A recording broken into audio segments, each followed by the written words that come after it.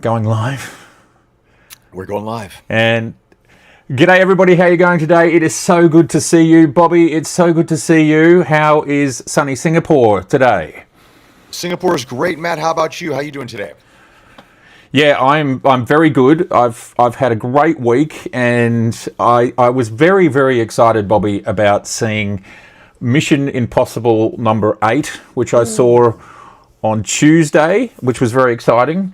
And well, I've got a little bit to say about it. Have you seen it yet, Bobby? I have not. We wanted to see it. We haven't seen it thus far, but my partner and I would probably want to see it before she leaves on Sunday. But yeah, I'm excited to check it out. So hopefully that's going to be good. Is it good, Matt? Is it good? Yeah, okay, all right. So no spoilers because you haven't seen it. I would probably rate it around the middle of the 8 films, you know, somewhere. I think part 1 was a more cohesive story, and the story and the stunts mesh together a bit better. This thing is just such a massive spectacle, and the other thing to keep in mind is it's just shy of 3 hours, so it's a hell of a film.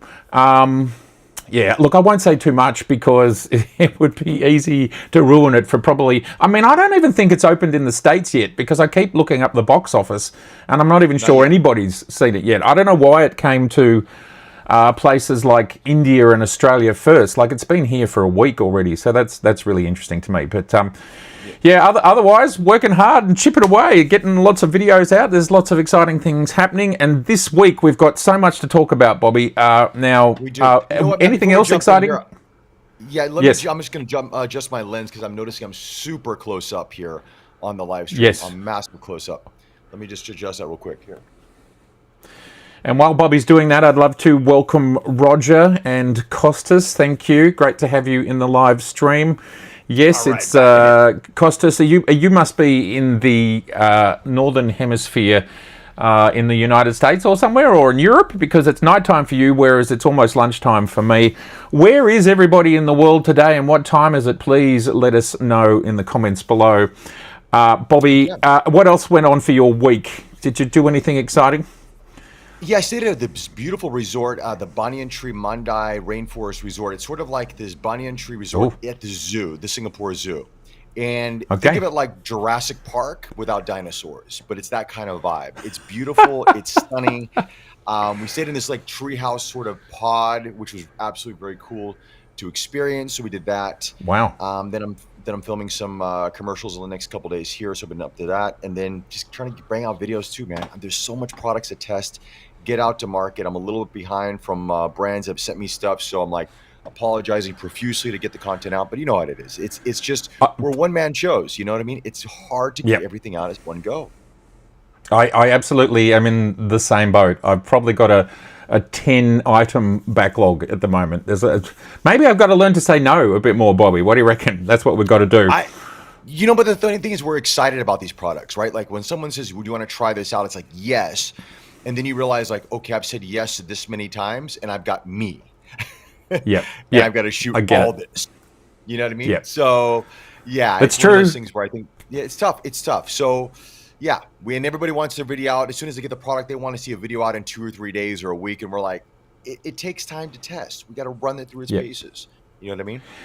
Absolutely. All right. Well, let's get into the quick news of this week. And we're going to start with the fact that both Nikon and Sony have put out firmware updates, but in both cases, they're minor. For the ZF, it is a 2.01, which is just an extraordinarily minor firmware update, which is really interesting to me. And for the Sony a7 IV, it's also an extremely minor update. They are both 0.01s in both cases. So if you own a ZF or an a7 IV, go get your latest update. And then in other quick news, but I probably should spend slightly longer on it. It's been really interesting, and let me see if I can make the technology work here. That Nikon, there we go. We've got it up. Let me just get rid of that text there. Yes, so we have it up now, which is the sales of Nikon cameras in Japan, Nikon has actually hit the #1 position when it comes to full frame mirrorless cameras. Now, Bobby, you should, if you refresh at your end, you'd probably see that coming up now. And what I'm going to do is zoom in on that chart. Now, it is a little bit low res.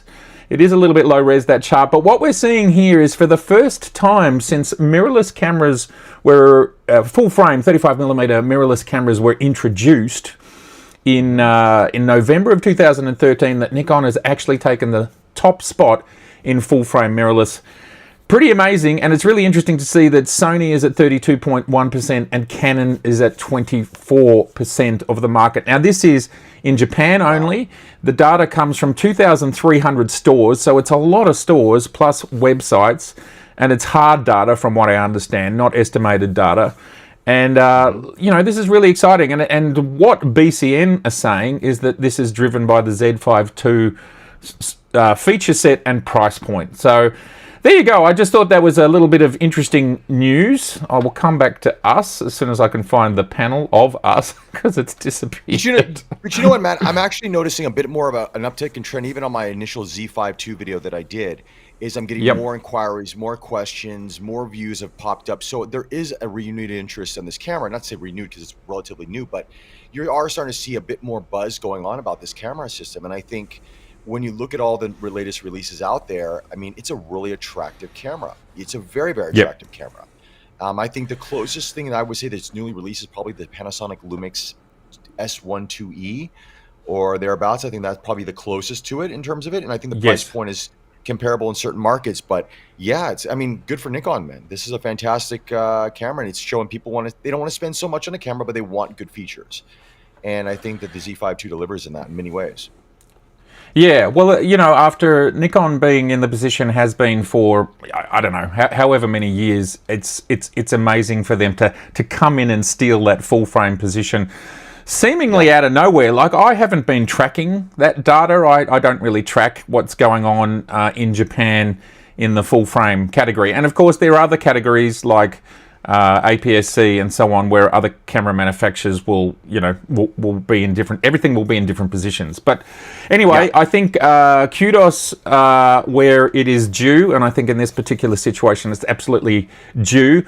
And I'm really interested to see, you know, what's Sony going to do in the full frame, in this category, in full frame, like sort of the entry full frame, and what are Canon going to do? Like both of them have cameras that are sort of 2+ and 3+ years old, so you know, the deck chairs are going to keep moving, aren't they, Bobby? But there are no solid rumors about an A7 V or an R6 III at the moment. So I think the Z5 II is going to get a little bit more runway to itself at the moment. So that's really interesting. I think so too. But even if an A7R5 comes back into play, it may not be exactly what we think. You know what I mean? It could be a bit. Are you there? Yeah, mate, I'm here. Yeah. Oh, okay. Something happened on my side. I would say that even if the Z5 II, I mean, is still around, and obviously the A7R5 will probably compete with the Z6 III more than the Z5 II, in my personal opinion. Totally agree. It will be a higher end camera, and I suspect its price point might even go up a little bit from where it is today. So it's a good point. It might come out, but it is not going to be tussling at the entry level. So anyway. No. Great news for Nikon on this one. The next thing I wanted to touch on, Bobby, was that remember SD cards? You know, I think we've all probably got about 600 of them in our lives at this stage. Guess it just had a birthday. Guess what birthday SD cards just had? 20 years old. I don't know. Shock me, Matt. Shock me. You are good. You are good, Bobby. It's 25 years for the veritable SD card. So this one. But you're spot on when it comes to micro SD. Micro SD also turned 20 this year, and the SD Association, I think they're called, they are celebrating. They've put out a press release celebrating it. We're going to go have a look at their press release. If I can find it. What did I do with it? I had it open here before, but then we did a reboot, and now all my things have gone. We might not be able to look at that after all. Sorry, everybody. It was such a scintillating press release. Oh, no, I remember. It's in preview. Just give me a sec. Now, Bobby, and everybody in the chat, I wanted you to tell me... My autofocus is a bit off. Just give me a second here. Give me a second. Yeah, no worries. Is a bit off here. Yeah. Just go to manual and go to F5 or something. Everybody, I'd love you to let us know in the comments. Tell us some stories about SD cards, why you love them, why you don't love them, when they saved you when you're in trouble, and also what is your favorite card media? Is it SD, micro SD, CF Express, CF Express Type A, Compact Flash, CF Express Type B, CF Express Type C, which is a format that I don't think anyone's ever made. Please let us know in the comments below which is your favorite format. Now, let me just see if I can find, like Bono, if I can find what I'm looking for. No, I can't. I've lost it. It's okay. I got my CF Express Type B card here. I love these things. These are my favorite right now. But not all are created equal. Not all are created equal, which we have found out. No. Lumix overheating situation there. So that was some good information. So, yeah. But I love my CF Express Type B cards. They don't. I've only had one fail me. And it was a major fail, but I did get rescued by Angel Bird, so big thanks to them for that. But yeah, outside of that, they've been pretty damn good. Yeah, I mean, there's amazing ones. I don't know if everyone can see that. Like this is 2 terabytes from Nova Chips, which is a very fine card. Damn, 2 terabytes. Yep, and then I've got another one here that I want to show you. See, these are my favorites. This is my. No, it must be in a camera somewhere. Which I just received a 2 terabyte from Chip Fancier, and it's a 4.00, so it's super fast. So its read is something like 3,800 megabytes per second, and its write is something like 3,500 megabytes per second. Now, of course, we don't have any cameras that use 4.0, as in. They're backwardly compatible, so they work with all our gear. But what you do notice is when you're downloading, it's just blindingly fast. Like I downloaded a 7 gigabyte clip of a video that I'll be putting up tomorrow.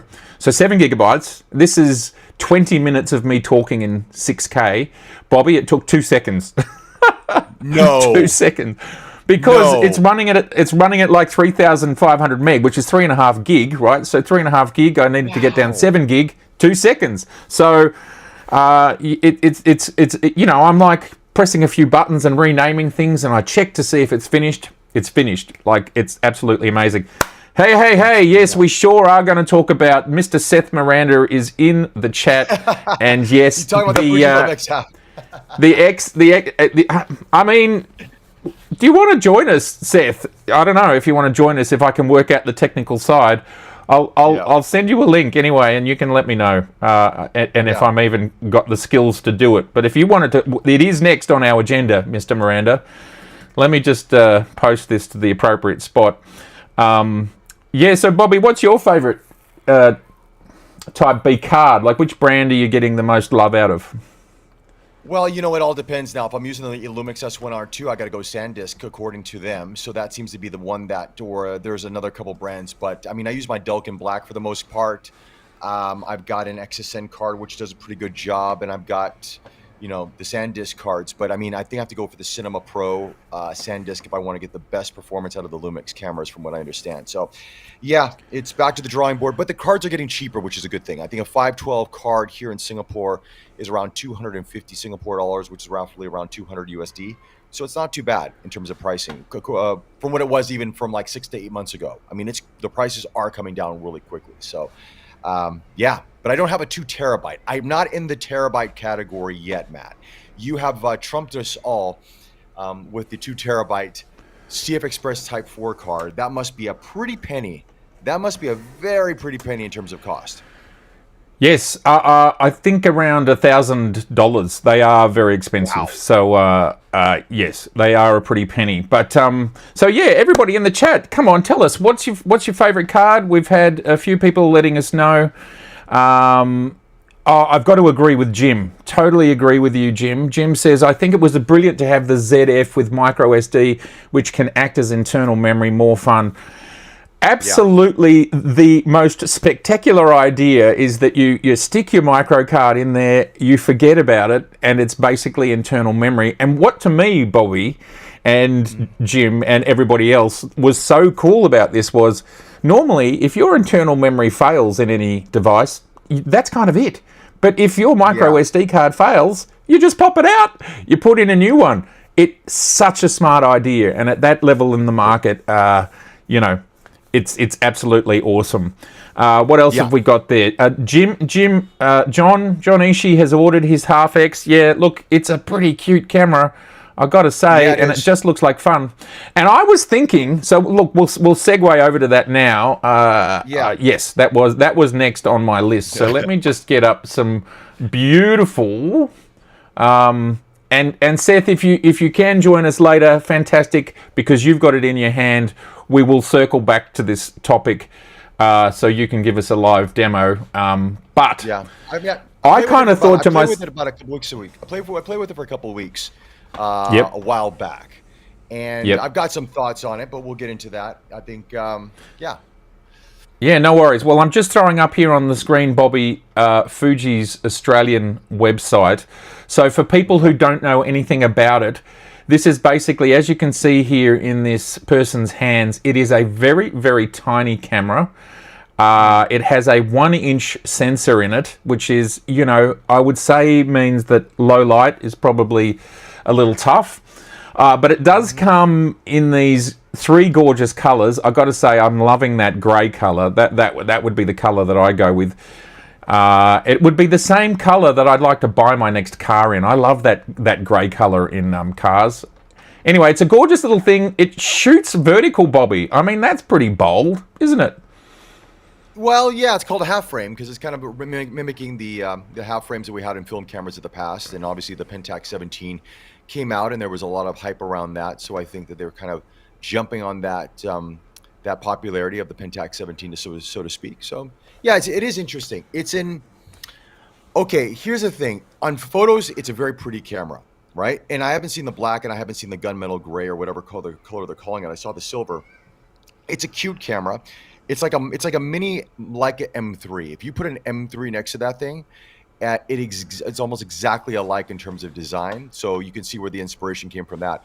It's a toy camera. It's a nice camera, but if the price point of what they're asking for, I don't know if the main let's take our community out of the picture for a second here, because we're all camera fans and all that kind of stuff. But will the average person spend up to $1,000 on a camera which is quite limited in terms of you can't shoot RAW, you're very limited on with the specs and what you can do with it?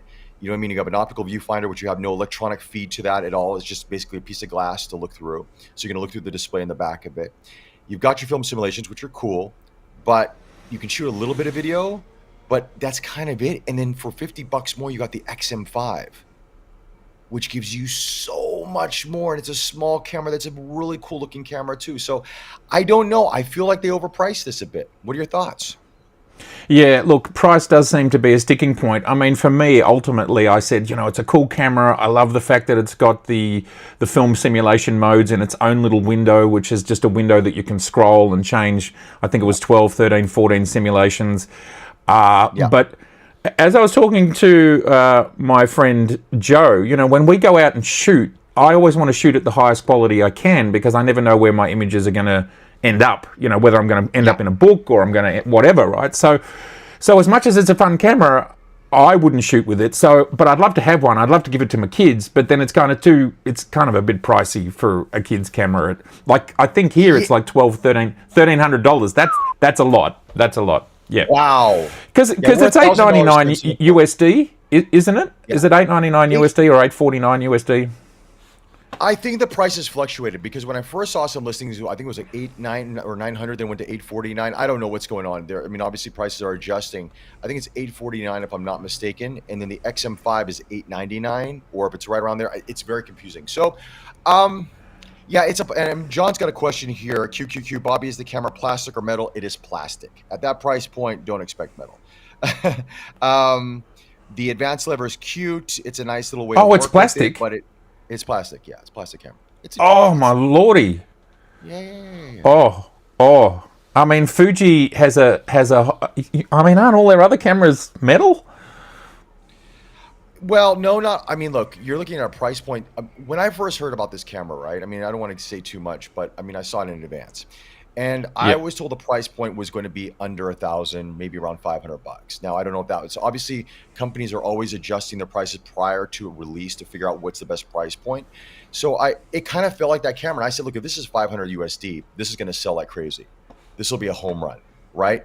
At almost 1,000 USD, I'm like, ooh, you know, XM5 all the way, or get something else. But yeah, it's plastic. No, it's not. It's not a metal camera. It's not a metal camera.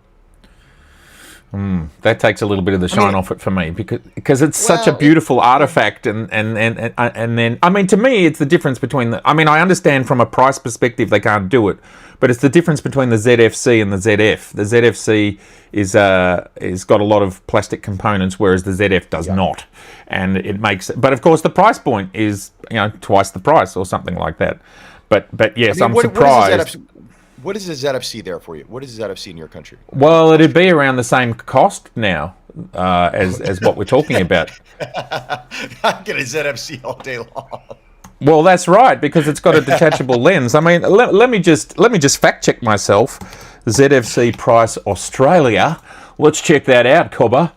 Yes, it's $1,179, Bobby. That's now that's without a lens, but with a lens, it's $1,395 or somewhere in that order. And let me check what the price is of the X. What's it called? X-half. X-half, yeah. Price Australia. Let's do that. Price Australia. It didn't know what an X-half is. Let me type in Fujifilm. Fujifilm. This is great live streaming podcasting right here. We're doing it live for you. $13.49. Wow. So there you go. Much the same price, but the sensor is much larger in a ZFC. And obviously you can detach lenses, much better video. Yeah, on all fronts. Of course, the ZFC is 3 years old. But yes, if I was choosing between one or the other, I would totally agree with you there, Bobby. Anyway, there it is. That's the X-half. I mean, it's fun. Like, I mean, the experience when I used it, I feel it's a little bit disjointed. I know a lot of people are, I mean, look, Instagram and all the marketing and everybody else is having fun with it, and it is a fun camera to get. But I just for people in our comments, we can also, just to be, full transparency, there are, in this industry that we're in, sometimes companies will incentivize people by giving them free cameras and saying, here, this is yours, keep it, go shoot some content, and everybody's going to talk great because they got a free camera. Right? Not to say that this is always the case, but it happens. And this is something I think with the X-half, which they're doing, which is very good marketing, is they're giving it to a lot of people, a lot of Instagrammers, TikTokers out there. They're giving the camera, passing it to them, shooting content, and it all looks great. But I'm seeing a lot more content of the looks of the camera than actually the photos from the camera. Only one person I saw that really blew me away with photography is Jonas Rask. Who's one of the Fujifilm ambassadors, who also shoots the product photography for them. He's a phenomenal photographer, and his photos are bang on. But the rest I've seen, I've been a little bit I don't know. I mean, a $500 camera all day long, I would pick it up myself. $1,000, I would do a ZFC, I would do an XM5. But that's just me. Now, can you still hear me there, Bobby? Yeah, you got a little bit of an echo there. Got a little bit of an echo, but I hear you. I've got Seth in the guest room. Seth is in the guest room. He's in the guest room, but I don't know how to add him in. Can you? You gotta create a whole new scene in Ecamm. Oh my God! I've got to create a new scene. Oh my God! This is going to be the end. This is the end of us. Let's jump to that scene. No, we don't want that scene. Let's jump to that scene. No, we don't want that scene. This is going to double your audio. You got a double audio channel going on too. I think when you're I do, because my mic. There you go. I've fixed that. There we go. I'm just gonna. Seth, can you hear me? Can you nod if you can hear me, Seth? Yeah, I'm just gonna add you in now. I'm gonna hit a button, and I don't know what's gonna happen. So let's. Oh, there he is. He's there. Is he in? Mister? Okay. He's in. Buddy, and you've got a good T-shirt on. I got this one. You got the Canacone. Good work, my friend. So good to have you in the house, Mr. Miranda. Fresh off the street, fresh out of a shower, and I just ran onto here because I don't know why you're beautiful. I'm on here. I don't know. I've been on here. I've been live like 4 times today. I have no idea why I'm here. This is how much I love you, Matt. All right. Well, I love you back, buddy. I love you back. It's been too long. Tell me. Yeah. Tell me now. You've got the. Well, tell us a little. Yeah, there it is. All right, we'll talk about that, and then we'll talk. There it is. So tell us your thoughts, buddy. Jeez, it's tiny. Well, my first thought is, I'm so sad we missed embargo on our channel, but we will be doing our content on it soon enough. And I think it's important to note a big part of the experience of this camera, and a lot of people are going to groan at this, is the app. And the app is going to be ready in a little bit for compatibility, because part of the thing about this is you import the images as rolls of film, and you, as it's importing, you're watching them quote unquote develop. And then you have contact sheets and you have all this stuff. And like, when people call it a gimmicky camera, I want to agree with you. But after having it in my hand and playing with it and all stuff, it's like, no, I'm actually looking at it as an experience. Am I pulling this out for a job? No. Would I pull it out during a job and give them something fun, like a diptych of something weird? And yeah, I would. And just having the conversation with my clients while I'm playing with a camera that looks cool to them, giving them something they don't normally get, that's awesome. I do want to talk about the price for a second. Don't forget about tariffs, kids. Oh no, yes. There's this. I'm gonna say unofficially that this was not supposed to be the original price, right? So I'm gonna say that something happened along the way. However, I will say, like, I would challenge anyone who really enjoys shooting to pick up this camera and then tell me they didn't have fun trying it out, and then talk to me after that. It's really easy to go, oh, no raw files. Meh. I'm gonna jump in on this, Seth, because I had it for a few weeks. So okay. I had it way in advance. I can't say it's too much on it. And you're right on the price point. I think I mentioned a little bit about that, but you're right. It wasn't supposed to be this price point. But they pushed it all over the world at this price. The thing about the camera is after the novelty wears off, it's like, oh, okay, now what? You know, and I feel that's the like thing. that's how the Pentax 17 was the same way. Remember the Pentax 17 came out, everyone was like, oh, wow, cool half-frame film camera, blah, blah, blah, blah, hype. And then nobody talks about the 17 anymore. You know? Yeah, but these aren't cameras that you pick up for high specs to do hardcore whatever. Like, you pick them up for an experience. How long that experience is worth it to you is another story. But I will say, on the record, I appreciate when weirdo, wacky stuff comes out rather than another black box with a grip on it that's going to tell me about how fast it is and how high res it is. So as much, if this camera was any other price, man, we wouldn't be talking about anything negative, right? We'd be like, oh no, it's so fun. It's really the price that people are kind of going, let me have a question about this. Can it do this? Can it do that? But if I just handed it to you, you wouldn't be fighting it so much. And look, I'm a guy that's a spec hound. I get it. I totally get it. But I also can genuinely say I had a lot of fun with this. I will say I wish there was a few different things on it. I wish there was a real strobe on it or some real hot shoe situation going on here for sure. Absolutely. You know?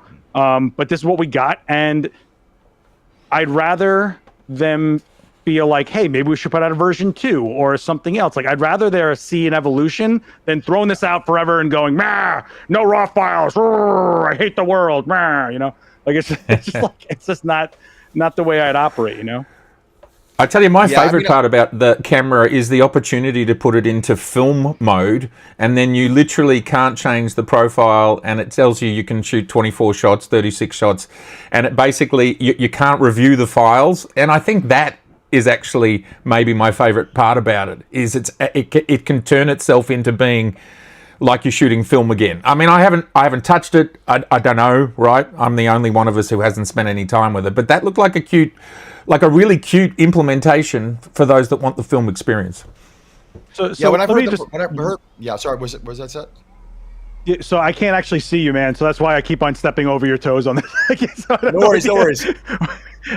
Really quick, one of the things that was so fun about this, and it's from the half frame era, is you kind of start thinking in time and space, because when you're doing a shot and pulling the lever and doing a diptych, you want to show the moment and the moment after and put it together. You want to stitch together panoramics. You start thinking differently than you would if you just had a camera on you. And you could always say, well, I'll just put it together later. No, you won't. Shut up. None of you will. All right. I got to say, the few days that I've been messing with it, I'm like, yeah, I'm genuinely having fun with it, and I probably never would have created any of the stuff I created any other way or done any other way. I think it's just I really think the price is where people are getting stuck on this one. I really do, and I would like to see an evolution of it personally. And I'll tell you right now, it's selling, so something's hitting right. Well, that's what I've read. It's selling like hotcakes. Do we think the price might be massaged down as things change? Like, and what sort of price would be? I mean, it doesn't seem like it needs to be cheaper to sell anymore. But if like is $5.99 USD?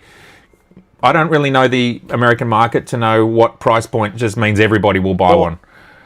I think Bobby had a really good point with the XM5. So everybody put in that wants a small Fujifilm with a lot of capability and do all the stuff, put in their order or getting their cameras and are all about the XM5. So then you put this out there and go, how much of that idea and concept is saturated by those people already getting that camera, right? So now it's a question of how much saturation does this hit that a price point won't even matter, because the people who wanted it definitely got it. But I do think that if I told you, and this is not going to happen, or may happen, I don't know. I don't know anything. Stop holding me to the fire on this one. But if holiday season came around and there was some sort of rebate, like our industry loves to do, and you had photographer nerd friends or a spouse, you would throw this in your bag next to whatever you shoot with. You would just chuck it in there, enjoy your life. You know, sometimes you're allowed to do that, photographers. You don't have to be grumpy and hate everything all the time, okay? You can just enjoy your lives, okay? So that's what I would say about it. Is I wouldn't. Everything always gets cheaper after launch. Everything in our industry, period. Nothing ever goes up. So I'm curious to see where it goes. You know what? How do you like the leather? Oh yeah. It's fun. I mean, look. Yeah. I'm doing this. I'm having a ball. I'm going, I'm just, the fun is unmeasurable. It's just, you know what it is? It's not a pain to carry this thing around. And and every time I pulled it out, it was fun. That's how I would say it. That's how I would sum it up. Really. And it fits in your pocket? It fits in your pocket okay? So, I mean, I wear work pants, and this goes in my pocket pretty much. It comes with like a silicone-y rubber cap for the lens. I do wish I could have put a filter on it. Like, I wish there was filter threads, you know? I think that could have been a very cool feature to add on there. But look, man, the way I look at it is like this. Like, look, I'm a big Venom fan, and all the Venom movies suck. But if I didn't buy a Venom ticket, they would not try to reboot that franchise. If we don't support weirdo things that come out to some degree, you will not see another weirdo crazy thing. We will keep getting boring, blah, blah, blah stuff. Yeah, very well said, Seth. And it's interesting to me that they've released basically two, like the camera that came out. What's the medium format one called again? That came out like. Yeah, so you've got the GFX, which is like the ultimate version of this, and then you've got this one at the other end of the spectrum. And in both cases, Fuji are taking risks and doing interesting things. And in both cases, I think the version 2s, there's a lot of headroom for them to make a version 2 of both of these that are going to be even more compelling. And so Fuji are super smart at creating products that people love. And I don't know, they just want to buy them in droves. I mean, look at the X100. It just keeps going. Like, each version is... the thing, right? I want to jump in on this one. Yeah. The user interface on this camera, though, is not the easiest for people that don't know cameras to understand. There's a lot of swiping up and down, and you don't know where things are at. So I also think that's something that will be a learning curve for some people. I mean, in our community, we get it. But I think for the average person out there, they're going to be like, how do I work this camera? Where's this setting at? Do I got to connect to an app? I got to do this. I got to do that. So sometimes I think it's cute for us camera nerds, but for the average person out there, will they go, I don't know how to use this? That's fair. But I will also say, counterpoint to that, as a guy that has endless muscle memory, it wasn't as intuitive to me for the first bit that I had it in my hand with the dual screen, trying to find the thing. I kept on finding the pairing menu, and I wanted something else. I was like, I'm not a swipe guy. I'm like, let me go push a button and turn a dial guy. And that's how we are, right? That's what species we are as photographers, right? I think you're right on a few facts on that stuff, but I gotta say, like, when you sit in a conference room with Fujifilm, right? And I would like to say I'm on a personal level with some of these guys, right? it's funny how you'll be like, hey, here's all the things we think are going to be the caveats and the troll comments. They'll literally go, watch how many people still love it. And they're always freaking right. They're always right. And you know what? That's all that matters, is the people that actually do want to care, like it, support it. And then we end up with something like the whole Fujifilm system. Because I don't know if you guys know about the X100 story. Do you guys know what this really is all about? No. This was the test flight for Fujifilm to even be making digital cameras right now. They literally put this out and said, if people care about this, we'll go forward with that division. And guess what? It went crazy. And photo nerds like us were all about it. Then some cool kid on TikTok said that the V was cool. And now the entire world knows our secret. So they just keep on throwing things out there to go, let's see what happens. Let's see how they feel about this. And they do support their users. Firmware updates. They listen to feedback. Endless events, classes, education. I just, you can shoot Sony, Canon, Nikon. Yeah, Seth, you're in a very unique market. I will tell you this right now, where I'm at, we get none of that. We get none of that support at all. Like, and I mean, this happens in other markets too. Fujifilm North America, from what I understand, is the gold standard for Fujifilm. And I think the rest of the market, world, we get hit hard. We don't get a lot of information. We don't get a lot of this stuff. Yeah. So, I mean, this is why, I mean, I would say I look to you guys for a lot of the content and information, because when we do camera reviews, we don't even get some of the specs sometimes. We're given the camera and like, go play, you know? And we're like, huh? Like, what do I do with this? And they're like, figure it out. Same. It's crazy when you have to be the unit to translate things, yet you don't have all the language. And you're kind of trying to figure out, like, cool, you're showing me this.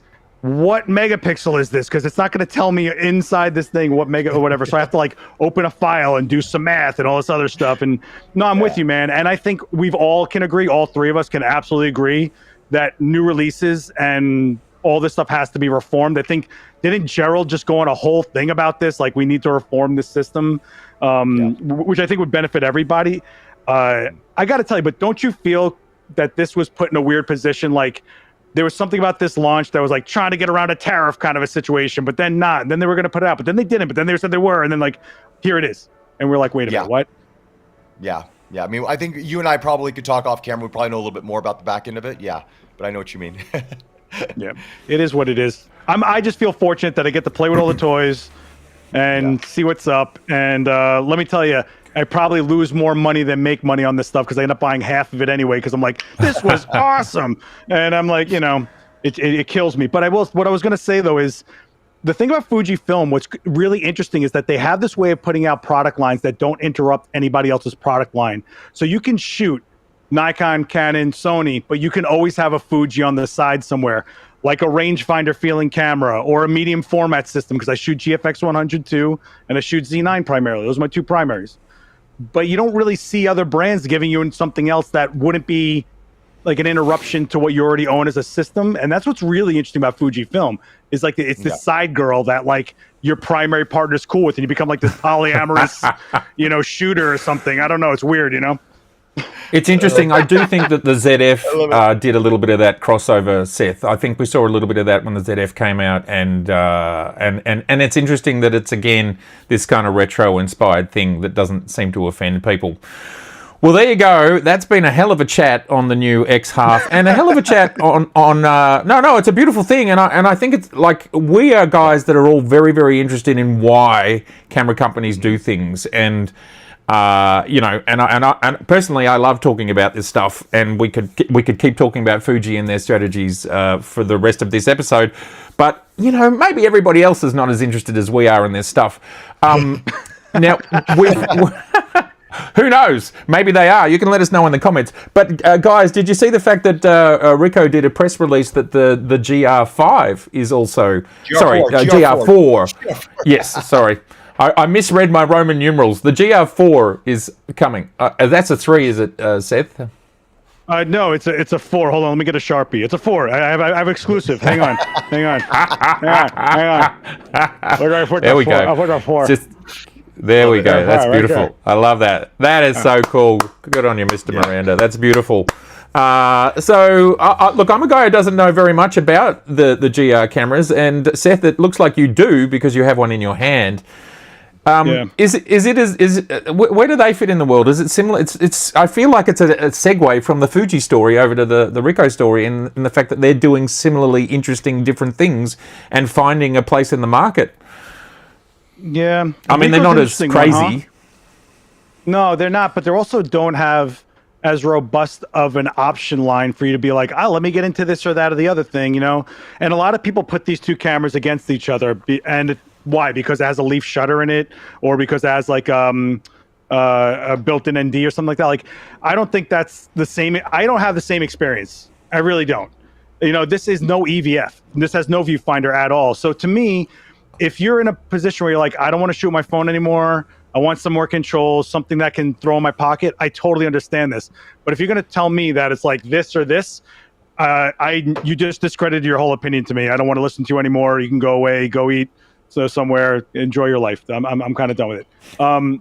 The GR series, I think, is an easy camera to get into. It just, what else is to it? Turn it on, go shoot. And this one is the one with the diffusion filter in it, not the one with the ND filter in it. So it's the little spin-offy one. I gotta say, like, I don't know, it's harmless. Is that easy to say? Like, if you told me that these were always in stock, I can't imagine people not always just going to buy one for the hell of having one, basically. Like, there's no reason, like, why not if you're a camera nerd or whatever. But it's not, I don't know what to say about it anymore. It's just, Ricoh's doing this thing where they were like, we're going to do 360 cameras. And then they kind of dialed back on that. Then they're like, we're going to be the DSLR company. And they put out like one DSLR. But the GR is like its own brand. And I think, right, Bobby? I'd say that's about right. Like the GR is like its own brand. It's its own icon in a sense. I mean, it's been an icon since the film days. You know, I mean, people love the GR system, and then it gained traction after the X100 was sold out. People were like, "What's the other camera to look at?" Then the GR system came about, and that kind of got this resurgence right around the X100V craziness on TikTok. And the film simulations are great. I mean, you got to give Ricoh credit; they're constantly updating the camera. Like almost every other month, there's an update for the damn thing. I mean, they've got apps and stuff like that. You can download the recipes, and you can do so many crazy things with the recipes, even more so than Fujifilm. I mean, there's just tons of stuff you can do in this camera. And the 4 looks like it's going to be, I mean, it doesn't look like, in terms of spec update, I don't think it's such a big spec update where everybody was expecting like a 40 megapixel or 36 megapixel camera. But I have a feeling the internals, like maybe better autofocus or maybe better, you know, heat management or whatever the case may be. I think these things are probably improved in IBIS. You know what I mean? Where we go, okay, we've got, because that's always been the one thing about the GR system is the autofocus is they have the, what is it they call it, Seth? The zone or that snap focus or whatever the case is. Snap. The snap focus, yeah. But it's hard to explain to people how to use that, you know, to the average person. Like, what the hell is this? You know, just give me autofocus, you know, but I think they're going to improve the autofocus on it. And if they get to that level, then I think we're going to be fine. I think this will be a fun camera. I wish it had an OVF or an EVF though. To me, it's a little small. I have the 3X and I love taking it around, but I wish it had an EVF. You know, that's just me though. Yeah. And a flash. We do have a QQQ that's been sitting there for a long time, unless we want to keep talking about. Do you want to talk about Ricoh anymore? I mean, it's a long way off. It's 6 months off anyway. The question is, have you guys entirely moved from DSLR to mirrorless? Are DSLRs no longer in your camera bag? I'm happy to go first on that one, which is, yes. Basically, when the Z7 arrived in 2018, I've pretty quickly just used it and it was totally fine for all of my professional work. And I've had my D850 sitting in a Pelican case since 2018 and I've never gone back. And because the F to Z adapter was so effective, all my lenses were happy. So that's me, that's my world. And obviously we're just spoiled. Like, I love IBIS, so the fact that we get IBIS is amazing. And I like EVFs. I like it being WYSIWYG. You know, we see our exposure, and there's a lot of other advantages. I mean, this is a D850. Seth? I'm never getting rid of it. I have a rule in my world. I always keep the last generation of the last technology. So the D850 was my last DSLR. It's still phenomenal. I still once in a while will just be like, damn, the image is just so nice. And I have a lot of F-mount glass that if I traded it in, I wouldn't get enough money for it anyway. And who knows what comes out later that you're going to want to go back to old gear and adapt or do something whatever with. And that's more valuable to me than going like, let me get a few dollars for this or whatever. Also, I don't know about you, Matt, but as a pro, I'm a neurotic freak that if everything goes down, there's always that last camera on the shelf that I can go get a job done with and go pay my rent. And that's kind of what this one is for me, because it'll take the same batteries I'm using now. It'll take the same memory I'm using now. I can throw my F-mount glass on it, you know. I mean, I've still got a D850, D4, D5, D3. I've still got them all, and I've still got all of my lenses. So, you know, I have all these cameras, but I don't use them. And I would use them in the apocalypse, you know, if they were the only ones that kept working. Absolutely. In the apocalypse, Mr. that's Tonelli? what you're worried about. Let me get photos during the apocalypse. That's because they're just that's where everyone, you know. Oh my god. Yeah, I think there'd be some pretty pictures during the apocalypse, don't you think? Depends on what kind of apocalypse. If the sky is orange and nuclear, you know. Exactly. Yeah. Or the alien invasion. Go, Bobby. No DSLR for me, but I have an F6. That's my thing. F4, F6. So I have the film side of it all. So God, yeah, I've still got my F5, as well. God, yes. Yeah, I got my F100 and F6 back there. You can't get rid of the film stuff. You can't. No. You'll always find a roll of film somewhere to do something with somehow. So. True that. So Eric, who asked this question, Eric, are you still shooting DSLR? And are others still? Is DSLR still their main camera? We've got Randall saying that he is D600, D500, and DF.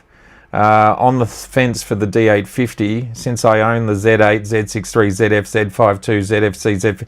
Randall, you've got almost as many cameras as we do. That's awesome. I love it. Gen Z wants CCD. Yeah. You know what? Speaking of CCD, right? Yes. CCD, I've got this phone here. This is the Vivo X100 Ultra. This is the one where you screw the lens on it, right? And I don't have the lens on it here. It actually has a just show that up. Show that a bit more on camera, Bobby. So, just a bit more in front of your face because we've got three of us in the frame now. Yeah, there. There we go. Yeah. So wow, that's a phone. Ultra. Yeah. Wait, you haven't seen nothing yet. This is the lens that you attach to it. Oh wow, jeez. Okay.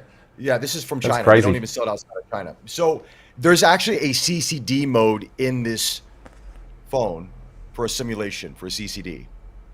To get that CCD look that everybody loves, as you mentioned, because there's someone here John says Gen Z wants CCD. This now has CCD option as a simulation. Well, does that mean it's global?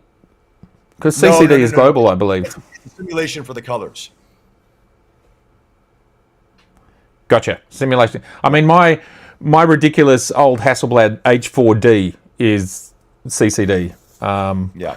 And it's wow. Yes, it cost me an arm and a leg, Seth, about a decade ago. Unbelievable. Yeah. And I've still got it. Yeah, 40 grand over here. Yeah, well, I think I got it secondhand, and it cost me 30, I reckon, something like that. And jeez. The problem is the sensor doesn't keep up with modern sensors when it comes to highlights and other things. I know. It's really kind of a studio camera, which is interesting. Even so, I go take it out in the rain and stuff, which is a total no-no. But you know, I got to get my shots, man. I got to get my shots. All right. Well, we'll move on from. Sorry, you go on. No, my colleague Daniel Norton, who I share my studio with, he has a Leica that's a CCD, and it takes 1 frame an hour. It is the slowest, sloggiest camera, but he will never let it go because he just sees something in those images he can't get any other way. And it's something to do with the CCD, but I don't know if you guys know this, but some CCD sensors, or I think majority of them, are prone to a rust around the edging. Yeah. And you can get like another weird vintagey look to it as well. Wow. Yeah. Yeah, I'll have to look at my sensors, see if it's rusting. Yeah. Sorry, Bobby, say that again. Say, Bobby? The Leica M9 and M8, I think, were CCD. Those are the M9 was CCD for sure. I mean, I believe the M8 was as well, and they were co-developed with Kodak to give us sort of that film look. So it's a camera that still holds its value to this day. I mean, you can get an M9 for $3,000-$4,000 all day long. I mean, and that's what 18, 20 years old, just because of the CCD sensor. It's crazy. Very good, yeah. Well, there you go. So that's what we're shooting. We're shooting a little bit of everything, and us guy. I mean, how many? Well, let's not talk about how many cameras we actually own still today. That might that might be a bit disgusting to some people. The next thing I wanted to touch on was everybody probably loves a good Christopher Nolan film, don't they? He does things like, you know, Inception, and what did he most recently do? He did Oppenheimer. He's done so many films that I love. The Batman trilogy with, of course, Heath Ledger as the Joker, which is probably the gold standard. Now, the reason this is to do with photo and video news is it's been announced that his next film is going to be shot completely on IMAX, and it's the very first film that's a non-documentary style film to be shot completely on IMAX. And I just thought this was very interesting that they are basically shooting this film in medium format. And is there any, like, is it Panavision? Who makes a medium format digital camera? Does anyone know? Do either of you guys know? I think there's one, or Arri do it. They've got a 65mm sensor, I think, which is sticking two of their sensors together. Anyway, I just thought this is just news, really. I just thought it was really interesting that the entire film is being shot on IMAX. And can anyone guess how many IMAX cameras there are in the world? I just did some research before we came online. How many are there? No clue. 13.3. You are so close, Seth. There's 8. There are 8 IMAX cameras in the world, which I think is phenomenal. Yeah.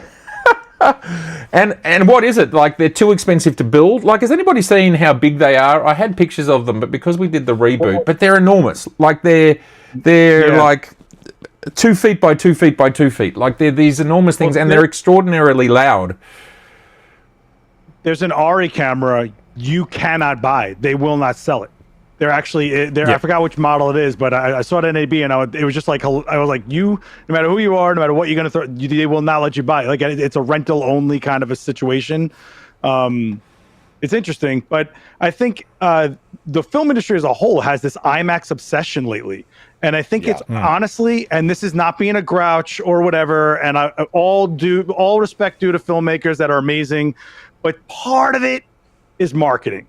Hey, we're going to go see it in 70mm. Hey, we cropped it down to this. Oh, it's IMAX that. And then it gives you something to talk about on social. And then there's a cut for YouTube. Then they'll get you the extra 70mm cut when you want to go see it. Like, some of it is that. Some of it.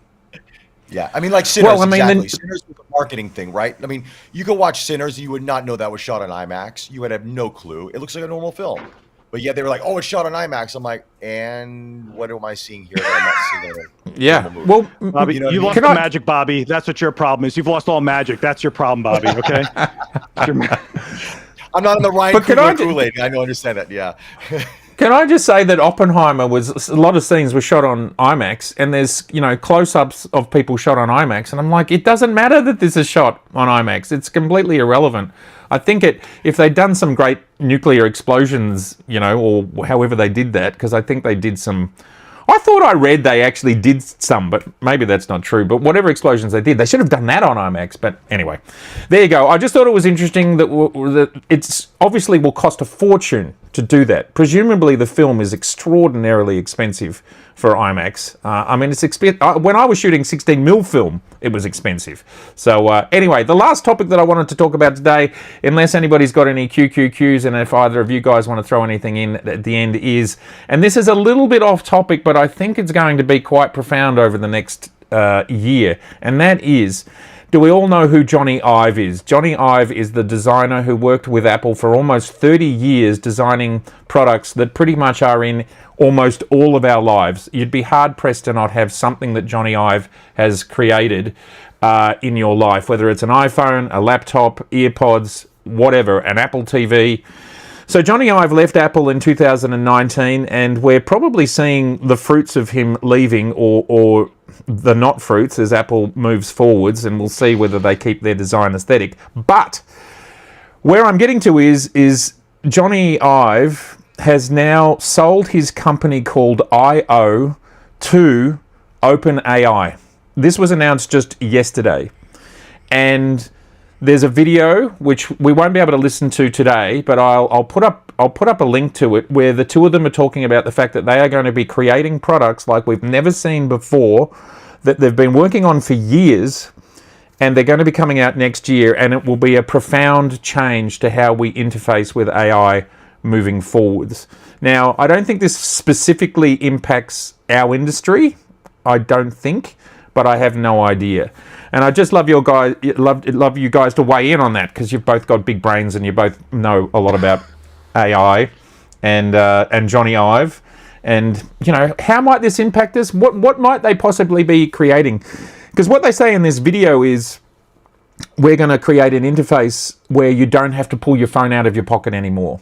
Now, whether that's glasses or whatever, I don't know. Are either of you guys across this news? What a hassle it is to put my hand in my pocket and hold this phone. Oh, thank God. Yeah. I was waiting for this. I, for one, welcome our overlords, our new machine overlords who are clearly superior to us and are going to run this world. I, for one, am on your side. So just remember I said this when they take over, because I want a good job when we're enslaved. Okay. I mean, who knows what they're going to create? I mean, honestly, we've got wearable glasses now. We've got so many options. I mean, it's going to be a wearable pin. Like, they tried that with Humane AI product. It didn't do so well. I think Marcus Brownlee kind of killed that one. Yep. You know, Yeah, I think I literally did that with one video. You know, I mean, here's the thing with AI is it is growing so rapidly, but the thing about it is that does the average person know how to utilize it and maximize it? And if Johnny Ive can make a design that simplifies ChatGPT for the masses, then they've succeeded. Is it wearable? Is it a wearable pin? Is it a pair of glasses? Is it something else? We don't know. But what's shocking is that he paired up with OpenAI and not Apple. So there seems to be, obviously, that was, I mean, Johnny Ives was Steve Jobs' right-hand guy for many, many years, along with Tim Cook. So this is interesting. It's an interesting collaboration, which, well, I'm excited to see what happens with it. We'll see if it works or doesn't work, you know, but AI is going to be becoming a much more physical product than it was. Let's put it that way, I guess. Yeah. Well, the rabbit, you're talking about the rabbit. There was it the rabbit and some other little pin things that people were creating? Is that what it was called, or it just had a picture fake. of it? They weren't they were fake. They didn't work. They were just people. We are still going through an era where they slap AI on a box to sell something. So if you're just trying to crowdsource or get source rounding or whatever, some kind of funding for whatever, they throw AI in the mix of everything. That rabbit was clearly useless. It didn't work. I don't know what that company's doing, but it's also startups and small companies that get into things and don't know how to actually manage something or build something or be an actual company. Apple, OpenAI, these are real. They know how to do it. They know how to actually run a company to make it evolve or use the technology to then scale. And he's right. It's super interesting that he didn't go with Apple and is going to OpenAI. So maybe it's something where like stockholders in Apple have some kind of say or something. Maybe there was like, who knows what went on there. But whatever AI gets supercharged, no matter what platform, no matter what brand, it affects everything else. So when you see AI going, so for example, if you knew this or not, but eye detection autofocus was shopped around before it went to Sony. It was, and nobody saw the value in it at DSLR, and then now everybody was chasing it. And then where do you think that comes from? Some kind of algorithm that's built and then, you know, stacked on top of that, and then stacked on top of that, and then we get these supercomputers we have now. So it will affect us in some way if there's an artificial intelligence out there that's doing anything. Look, I think it's going to be pretty anymore. We're not going to have to edit photos anymore. We're basically just going to upload our photos, and it's going to just tell us, like, we want this simulation done. You know what I mean? Like, it's there. I mean, right now on ChatGPT, you can literally say, give me the film recipe for this. How should I edit this photo? And it will tell you exactly how to do it in Lightroom. I mean, by the numbers, like -5 here, +2 here. It can do all that for you, and your image comes out looking really good. You're like, shit, I just created a preset in ChatGPT, which would have taken me hours to do on my own. It does it in minutes. So imagine that in a camera system, or imagine that doing it automatically, uploading your own images. It's like, they're going to inject our brains with dopamine right off the bat to make it seem like we already took a photo that we like. I mean, they're just going to skip this whole process. Are you kidding me? Like, we're going to be these embryos inside these cages that are breathing energy into some kind of machine. Yeah, there you go. I knew I made this up. I do think though look, we are turning our cameras more and more wireless, right? And if you look at look, Zeiss tried to do Lightroom inside of a camera, and now we're doing built-in film simulation stuff like that, and we're trying to go shot from camera to frame IO right now, and we're just going to keep going more and more. We're going to see supercharged Wi-Fi chips inside cameras, more higher end Bluetooth connectivity. You're just going to see once the whole thing is to get the camera to be as fast as the phone, because then you don't care if you're shooting with the phone or the camera, right?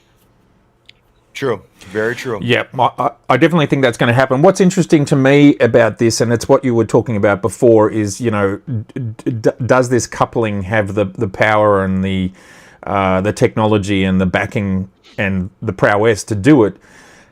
OpenAI spent $5 billion acquiring Johnny Ive's company, and it's got 8 of the best software and mechanical engineers and material engineers to ever exist.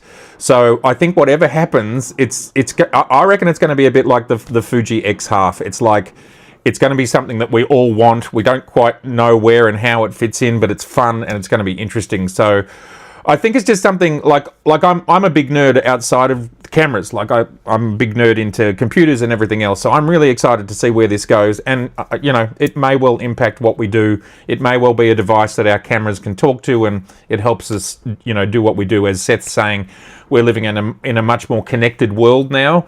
So there's so much to come. Now, RuMC has asked if camera manufacturers are considered to be subsidiaries of Adobe. I don't know if that's the case. And Adobe is a subsidiary of Microsoft.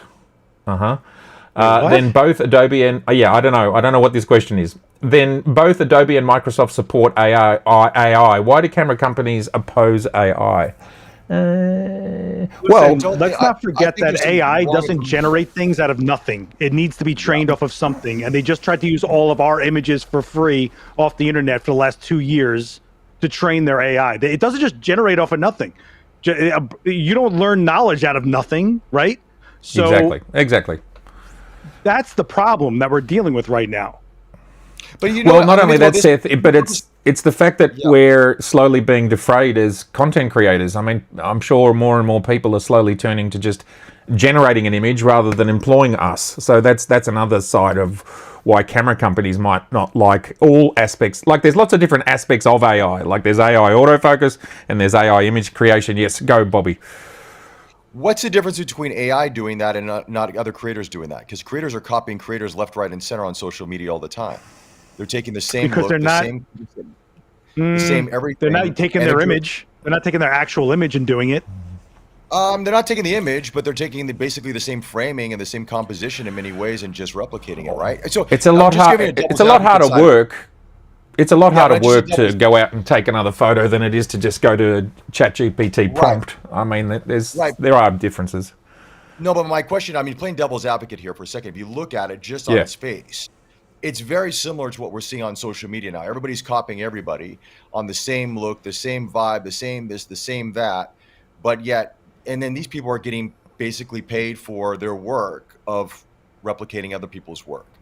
So, you know what I mean? Like, if you look at it from that perspective, I mean, you know what I mean? I'm not saying that, I'm just saying that while I understand AI has to learn, I'm not necessarily opposed to it, because at the end of the day, it's like everybody's copying everybody anyways. No, right? See, this is where I got to disagree with you hard on this one, because you can go and get a similar look and shoot a different image completely. But if you're taking a modelized shot that's an actual human that exists, using those pixels of the person and their face is being used in your thing, that is not the same as going to go shoot something that is similar. That is literally using something that is a thing that was created, and then you're that's the same argument as like, oh, I took this image off the internet and I used it in Photoshop and made a t-shirt out of it. Well, I guess it's mine now. Well, is it? Or what really happened there? Because shooting a picture because you saw something and want to replicate is a lot different than taking the actual picture, taking my face. I take a picture of my mom and I find it in AI somewhere. Now she's in a different pose or something. That is taking my shit, bro. Yeah, no, a face I understand. A face I understand, but for the rest of it, that's what I'm talking about. Face, fair enough. When you're talking about face and property and licensing and all that stuff for a person, fair. You're absolutely right on that. I agree with you 100%, Seth. But for the rest of it, does that mean the same thing? Well, the interesting thing about AI is it's actually, if it's not a direct copy, it's a conglomerate. So they're using a bit of everybody. If they're not using 100%, they're using 5% of you, 5% of Seth, And so at the end of the day, it is. Look, I think that's a question that's got a long journey to go as to. It's a very good topic, Matt. It's a very good topic. It's a very, very good topic. Thank you very much. Yeah, well, I mean, what? Sorry, what did you say? Vanessa Joy's in the chat. She's saying, "I agree. I've seen wedding photographer friends have mine see their exact image used, and AI just change the person's face out." Wait, what? That's creepy as hell. Is AI that good that it can do all that? That's the thing. Is AI that good that it can do that? Because I use AI a lot. I've never seen it that good. I'm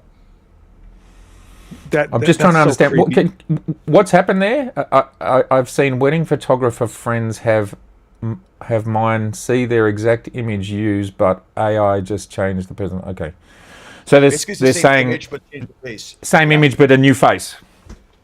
Wow. Yeah, that's terrible. So it's Photoshop done by a machine. It's just cheesy Photoshop done by a machine and passing it off as something genuine. This is I'm done. I'm done with the Earth. I'm out. I'm out. I'm just. Can I? Are you going with Elon to Mars? Are you going with Elon to Mars? I'm going nowhere with Elon. I will never go anywhere with Elon. Sorry. Yeah, bad. Can we just build something under the ocean? I just want to live in a dome under the ocean. I want to hear cool sounds. I want to see like a manta ray or two. Yep. And just live my life. Can I just do that? There it is. Manta ray. Yeah, let's do it. Let's work on it. Let's crowdsource it. It's the same exact image. She said it's the same exact image. That is crazy. Vanessa, that's an absolute nightmare. And welcome. Well, so and that was done with AI, and I presume not just someone doing it by hand in Photoshop. But either way, I don't understand. I don't understand. I mean, has anybody done reverse searching on their images? And do they know how to do it? So good. Because every now and again people tell me that my images ended up somewhere, and then you can kind of do reverse searches and people are just stealing your stuff. Like they're stealing its lock stock. There's no AI involved. Has that happened to you, Seth? Yeah. Yeah. Yes, absolutely. And you know what's crazy is I see it on product packages over the years. And I'm like, would they've even paid me for the image, I think, first of all, right? Yeah. Like, is this worth going after? Although Vanessa's in the chat and she'll be like, yes, it's worth going after. I've made $8 billion off of suing people or whatever. I love you, Vanessa. I think, Seth, I think I've watched that video and I think I watched her video about that and she didn't. I don't think she did make that much out of it. But anyway, it's hard. It's scary, you spend a lot on legal fees. Yeah, and honestly, if it's out of the country, there's a whole nother ball of wax. Like if it's not something that happened in the same country, jurisdiction, whatever. The way I look at it is if I put something out there, I had to have been okay with letting it go out there. And a lot of the stuff I do professionally was used by whoever paid me to shoot it, then I release. And then I got to be okay with whatever happens out there. I think that we all have to make peace with that. Well, I'm the same. You just can't control it. Once you put yourself on the web, once you digitize your images and post it on the web, you've got to just accept, and you've got to have confidence. I mean, it's interesting to bring this all back to photography. We've got to have confidence that we can continue to deliver and create new things, and I certainly have no problem with that. Well, that's why Matt Irwin is announcing on this show that he's starting an OnlyFans, and you should all support it because he's okay with whatever he puts out there on the internet, and we support our boy, right? We support. Thanks, buddy. I was going to announce it next week, but I'm loving the fact that we're premature on this. I mean, it's all part of the theme here. It's going to be themed. It's going to be. Does anybody know what that is? It's going to be themed this. Anyway. Oh, yours is blue. Yours is blue. I didn't know yours is blue. Wow, that's definitely good for OnlyFans. No, it's more. Has anyone seen these things? These are the best things. My God, they're so good. I want it. Look at this, and look, it's even got a. Oh, I can't get it. Jesus, I'll have to do it on my OnlyFans. Anyway, I can't get the. It even has a lens cap that comes off, which is pretty cool. So, Seth, someone bought me that in Tokyo, and I didn't even know. They just decided to buy that for me. But I read somewhere they're now available in certain places in the States. Did you know that?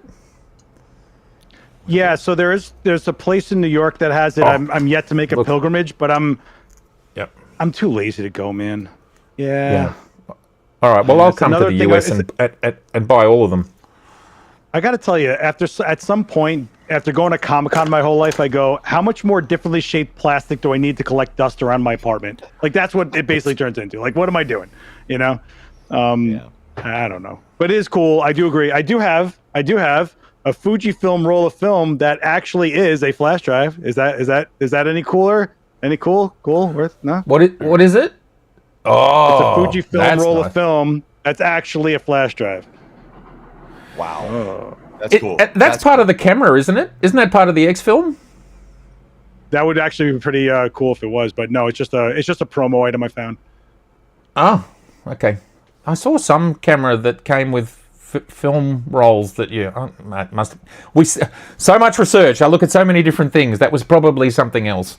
Very good. All right, gentlemen. Well, Seth, thank you for joining us impromptu and injecting an enormous amount of energy. What time is it in New York, sir? It is 10:12, and Matt, you have passive aggressively asked me for like 2 months to come on this show, so I had to. I did? Passive aggressively? How did I do that? No. No, look, I just want to say, like, Matt's one of my favorite people I've met through the community of, like, YouTubing photo nerds. And if you are new to this channel, you should subscribe to my man. He's got a great heart, and we need more of this kind of heart in this industry, in our community. So go support my man, hit subscribe. Bobby, I'm sure you're nice as well. But thanks, Seth. You too. Thank you, Seth. That was beautiful. And you know I love you too, and I'm going to get to New York one day. It's... kids. I got kids. It's hard to... I got pizza. I just got Vanessa Joy pizza across the street. That's why she's in the chat right now. What's up? I got it for you. I got square knishes. I got the bagels with the good cream cheese. Right. I want the cream cheese. For you. Oh. I want a salmon and cream cheese bagel. Is that good? Oh. Is that popular? I'm not a seafood guy, but I can get you good pastrami. Okay. All right, good pastrami. We love good pastrami. Well, what about you? What's your bagel of choice, Bobby? Wow, I'm in Singapore. We have bagels, but it's like very artisan stuff here. So yeah, I just keep it plain, keep it simple. But what about if you go home? You go to Vegas, or maybe you head somewhere else. You're getting yourself a nice bagel. Vegas is like, I don't know. I mean, give me a blueberry bagel. I'm happy with that. I'm super chill. I'm very chill. Yeah. Very good. All right, gentlemen, I'd like to thank you both so much. Thank you, Bobby, for being here. Thank you, Seth. Please make sure that you subscribe to both of their amazing channels. Seth, of course, is an absolute stalwart of the industry. I don't know. When did you first get online, Seth, with YouTube and Adorama? Well, as in on this sort of video side of things. What's ironic is my first product video ever was for Adorama and the D850. They called me in to do that video. Oh, wow. But my first video ever was before that one. But I don't know. I mean, I don't know. I feel like I've been here forever now that I think about it. But and listen, we can't do this without you guys. And I want to give a shout out to Raymond Parker in the chat. I hope you're doing well, buddy. He's got a nice channel as well. Yeah. Everybody's sending lots of love to Ray. Ray does need a lot of love from us right now.